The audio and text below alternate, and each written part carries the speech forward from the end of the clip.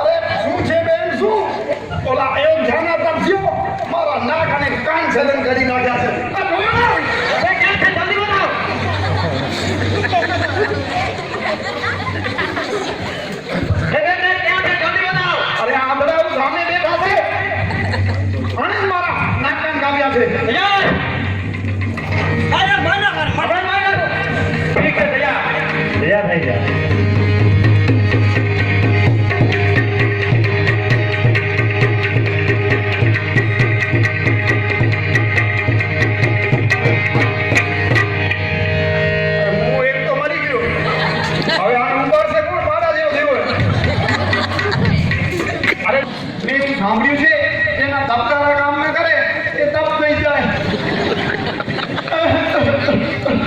બેટા હાથ તો કરી ટીકડો ટીકડો ટીકડો છી છી છી છી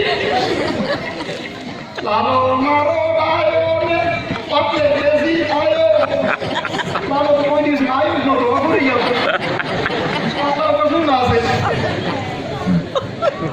અમારા સાંભળ્યું ખાલી વરસાદમાં ના તો રાક્ષસ ગુણમાં અવતાર લઈ ને તો અપાડવી શું કર્યું. અરે બેટા ઉઠ.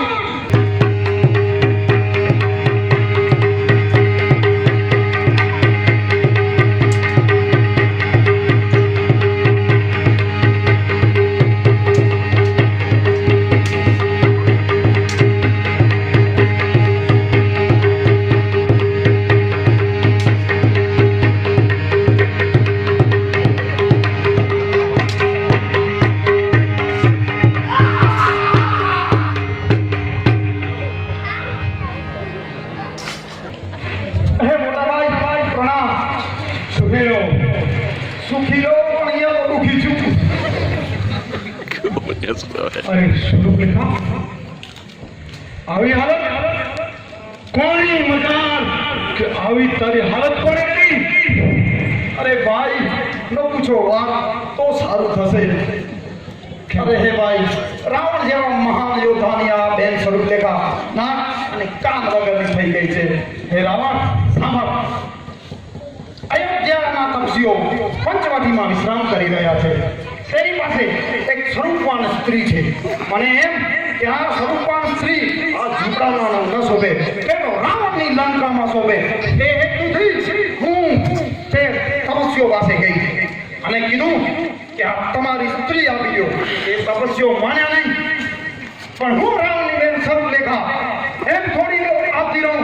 મેં તેની સાથે મુકાબલો કર્યો અને તેના નાના બંધુ લક્ષ્મણે મારા કાન અને નાકનો છેદન કરી નાખ્યો. ભાઈ છેદન કરી નાખ્યો.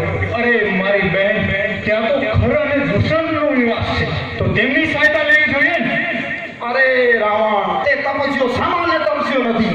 ખરદૂષણ જેવા મહાન યોદ્ધાઓને પણ તે ક્ષણભરમાં મારી નાખે છે.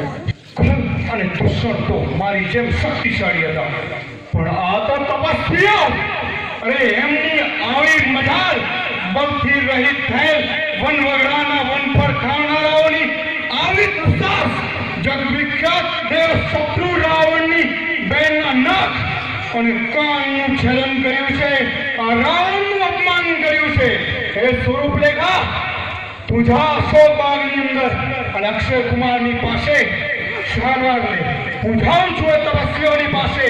જો એ તપસ્વીઓની પાસે સુંદર સ્ત્રી ન લઈ આવું તો હું રાવણ નહીં, સુંદર સ્ત્રી.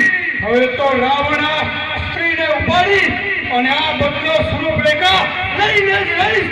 ધન્ય છે રાવણ, ધન્ય. ખેર કરવા માટે કોઈ આ પૃથ્વી પર જન્મ્યો નથી અને વિના કારણે કોઈ કોઈનું અપમાન કરતું પણ નથી. કોઈ ચોક્કસ કારણ બતાવો મને. નહીં મામા, અઘડો વિજય પદવી રાવણ તારી પાસે સલાહ લેવા આવ્યો છે, ઉપદેશ સાંભળવા માટે નહીં. ઉપદેશ નથી ભાણેજ રાવણ, હું તારા હિતની વાત કરું છું. રાવણ, તને ખબર છે તું જેને અયોધ્યાના તપસ્વીઓ કહીને સંબોધન કરે છે કોણ? ઓળખે છે ને? ગમે તે હોય, કદાચ દેવરાજ ઇન્દ્ર સાક્ષાત મનુષ્ય રૂપ લઈ આવ્યો હોય તો પણ આ રાવણને કાંઈ ફરક નથી પડતો. મામા, સીધી રીતે કહું છું, ઉપાય બતાવ. આ કેવો સોનાનો નામ જાય છે, માટે તેને મારો જ છું, તેના ધ્વજાની જોડી કરો. એ સતી, મૃગને મારવાથી પાપ લાગે છે. લાગ્યો નતો પાપ બોલી તાળીકાને મારતા, લાગ્યો નતો પાપ બોલા અસુરોને સારતા, આજ લાગે છે પાપ મારી કાજપુરને મારતા. ઠીક આવડે છે અગાઉ નારીને સમજાવતા.